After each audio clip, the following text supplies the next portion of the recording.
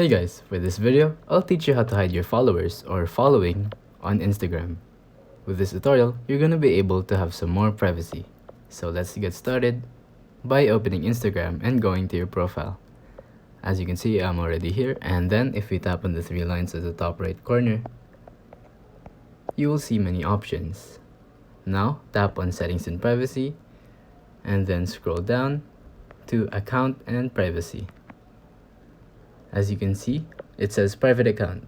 When your account is public, your profile and posts can be seen by anyone on or off Instagram, even if they don't have an Instagram account.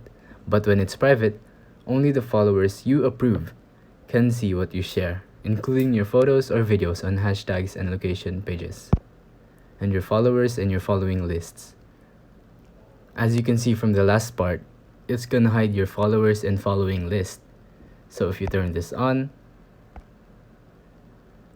only your followers will be able to see your photos and videos, and this won't change who you can message, tag, or mention, but you won't be able to tag people if they don't follow you.